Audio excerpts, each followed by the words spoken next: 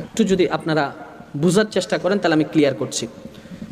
উনি আমার ভাই, এখন আমরা দুজন কি হলাম? আমাদের সম্পর্ক কি? উনি আমার বাবা, এখন আমরা কি হলাম? বাপ ছেলে। ভাই ভাই একটা সম্পর্কের নাম, বাপ ছেলে একটা সম্পর্কের নাম, বন্ধু একটা সম্পর্কের নাম। কথা বলেন না কেন? ভাই বোন একটা সম্পর্কের নাম, মা ছেলেও একটা সম্পর্কের নাম, ইমাম মুক্তাদি একটা সম্পর্কের নাম, ছাত্র শিক্ষক একটা সম্পর্কের নাম।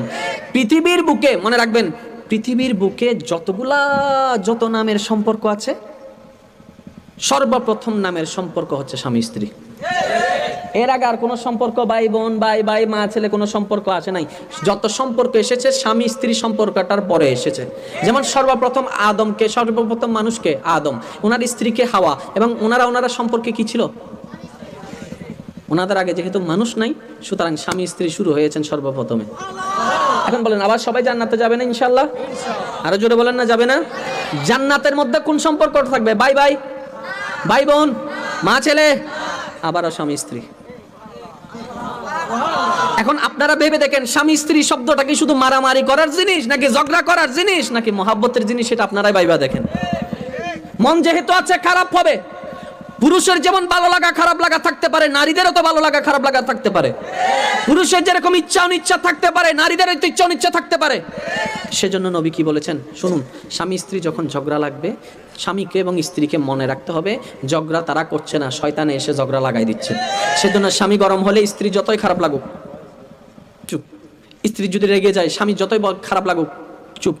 1 মিনিট 2 মিনিট 3 মিনিট 5 মিনিট শয়তানে বলবে যে বল না, হসো না, দেখো না তোর বউ তো চুড়ে রেখি, তোরই হসো না। আপনি যদি সেই জায়গায় একটু ধৈর্যকে সাথে নিয়ে, আমি জিব্বারে কামড় দিয়ে রাখছি, আমার নবী বলেছেন শয়তান মাঝখানে চলে আসে স্বামী স্ত্রীর কথার মাঝখানে, সুতরাং নিশ্চয় শয়তান আই তারা কিলে খুশি করতাম, আই তো খুশি করতাম তো আল্লাহ রে না, তো আই হতা হইলে খুশি হবো দে শয়তানে, সুগরি তাইলে খুশি হবো দে একবারে তাল্লাই জিব্বারে হর দিয়ে অব হ 2 মিনিট হনার পরে যাতে বউ শুভ যে তো বউর কেন তোলা না দিবেন আরো কিছু, তাইলে হন না চুপ করে কেউ। আচ্ছা সত্যি করে হন বই বার হবো না, জামাই বার হবো না, সেজন্য 2টা মিনিট ধৈর্য ধরবেন, 10টা দিন শান্তিতে থাকতে পারবেন। ধৈর্য নিয়ামত আনে। চট্টগ্রামের ভবনেতে এমন একজন ব্যক্তির নাম সবাই জানে, 100 টাকার বেতন দিয়ে চাকরি শুরু করেছে, ধৈর্য ধরতে ধরতে আজকে কোটি টাকার মালিক হয়ে আছে। দেনেওয়ালাকে ধৈর্য ধারণকারী কখনো ফেল হয় না। আরে আল্লাহর বান্দা মনের কান দিয়ে শুনুন, আপনি ভাবছেন ধৈর্য অনেক ধরেছি কোনো লাভ হচ্ছে না, ধৈর্য অনেক ধরেছি কই সফলতা আসছে না। আমি বললাম ভাই অপেক্ষা করুন, সফলতার টাইমটা আসে নাই, যে সফলতা আসবে টাইমটা এখনো আসে নাই। কেন? ধৈর্য ধারণকারীর সাথে আল্লাহ থাকে, আল্লাহ যার সাথে থাকে সে আবার ফেল করে কেমনে? আল্লাহ সাথে থাকবে আপনার, আপনি করবেন ফেল, এটা তো মানা যায়। সেজন্য ধৈর্য ধারণকারী হতে হবে। সুবহানাল্লাহ। শেষ আমি কথাটা একটু বলছি। আল্লাহ চাই বান্দা আল্লাহর সাথে এমনভাবে কথা বলুক যে কথার মধ্যে প্রেম থাকবে, মায়া থাকবে, আবদার থাকবে, আকুতি থাকবে, মিনতি থাকবে, ডিস্টার্ব করা থাকবে। বুঝেন না? মনে করে এই যে আমি বলি, এখন আমরা কথা বলি কিভাবে, যতগুলো মাধ্যমে আল্লাহর সাথে আমরা কথা বলি তোর মধ্যে একটা মাধ্যম হচ্ছে কি? মুনাজাত। এখন মুনাজাতটা আপনি আমি কেমনে ভাবে করি একটু দেখেন। আল্লাহুম্মা আমিন। আল্লাহ ইয়েন মাফ করে দাও, ঋণ দিবের ব্যবস্থা করে দাও, অসুখান বালা করে দাও। এন বাবা কয়েকদিন জানা আল্লাহ তুন ফাওনা আছে আরা কথা বলেন না রে ভাই, এমন ভাবে প্রেজেন্টটা করি দরখাস্তটাকে মনে হয় যেন আল্লাহর কাছে আমরা পাওনা আছি। আল্লাহ কয় সুন্দর করে চাইলে হতো না? উনি রহমান বলে আমাদের দোয়ার অযোগ্যতার দেখা সত্ত্বেও কিছু দোয়া তো কবুল করে দয়া করেছেন, রহমান বলে করেছেন। যদি কোনো বজ হইতো বাইর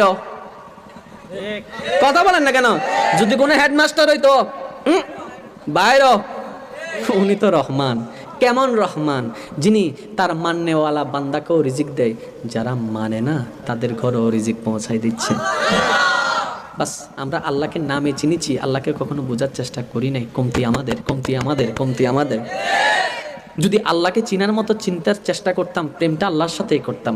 নবীকে বুঝার মতো যদি বুঝতে পারতাম, প্রেমটা নবীর সাথে করতাম। কারণ বান্দা হিসাবে আল্লাহর প্রেম, উম্মত হিসাবে নবীর প্রেম এমন একটা নিয়ামত, যে প্রেমে কখনো ধোঁকা দেয় না, যে প্রেমে কখনো কান্না করে না। এটা এমন প্রেম, দুনিয়ার প্রেমের সম্পর্ক কুল্লু নাফসিন যায়িকাতুল মউত আসার সাথে সাথে আপনাকে ঠেলে কবরের দিকে রেখে আসবে। তারা জানে আপনি একা থাকতে পারেন না, জানা সত্ত্বেও একা করে দিবে। তারা জানে আপনি অন্ধকারে শুইতে পারেন না, জানা সত্ত্বেও আপনার জন্য অন্ধকার বাড়ি করবে। কিন্তু ওই দুইটা প্রেম এমন সম্পর্ক, কবরে রেখে যখন সবাই উপরে থেকে ঘরে চলে যাবে, তখন আপনি যখন কবরের মধ্যে ভাবতে থাকবেন নাই নাই কেউ নাই, কেউ নাই, কেউ নাই, কেউ নাই, কোনো সম্পর্ক নাই, কোনো সম্পর্ক নাই, কোনো সম্পর্ক নাই, সবাই বেঈমানি করলো, তখন আপনার মন উত্তর দিবে, মন চিন্তা করিস না, বান্দা চিন্তা করিস না, এখনো সব সম্পর্ক সেট হয় নাই, এখনো সব সম্পর্ক ক্যান্সেল হয় নাই, এখনো সব সম্পর্ক বাদ পড়ে যায় নাই। আপনি জিজ্ঞেস করবেন, কিরে আমি তো মাটির নিচে, সবাই তো সম্পর্কওয়ালা, যারা সবাই তো উপরে, এখানে তো সম্পর্ক নাই। তখন আপনার মন উত্তর দিবে, আরে চিন্তা করিস না, এখনো সম্পর্ক দুইটা বাকি আছে। কি সেই সম্পর্ক?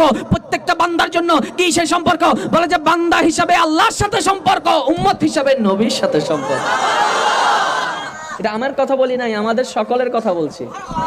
আপনি যখন কবরে যাবেন, আপনার সাথে আপনার ছেলের সম্পর্ক, কিন্তু আপনার আল্লাহর সাথে আপনার সম্পর্ক। আপনি যখন কবরে যাবেন, স্বামীর সাথে স্ত্রীর কোনো সম্পর্ক, কিন্তু নবীর সাথে সম্পর্ক। এখন আপনি ভেবে দেখেন, যে দুইটা সম্পর্ক কবরেও থাকবে, হাসরেও থাকবে, এই দুইটা সম্পর্কের যত্ন আমাদের কেমনভাবে নেওয়া উচিত ছিল, আর আমরা কিভাবে নিয়েছি। যার যার প্রশ্ন নিজেকে করেন, আল্লাহ বুঝার তৌফিক দান করেন। তা আল্লাহ চাই কি, আমার বান্দা আমার সাথে একটু প্রেম দিয়ে কথা বলো। আর একটু জোরে বলেন। রাসূল পাক সাল্লাল্লাহু উলামায়ে কেরাম আছেন, ওনাদের থেকে আপনারা অনেকবার শুনেছেন, আপনাদেরকে শুধু স্মরণ করাই দেওয়ার জন্য বলছি। রাসূল পাক সাল্লাল্লাহু আলাইহি ওয়াসাল্লাম মসজিদে নববী থেকে বের হচ্ছেন। আমি কিন্তু আল্লাহর হাবিবের কথা বলছি, যার কদমটা থাকে মাটিতে, হাত বাড়ালে হাতটা চলে যায় জান্নাতের বাগানে। আমি সেই নবীর কথা বলছি, যে চন্দ্রের দিকে সৌন্দর্যে মুগ্ধ নয়নে পৃথিবীর সবাই তাকিয়ে থাকে। সেই চন্দ্র যার প্রেমে বিভোর, সে মুস্তাফা নবীর কথা বলছি।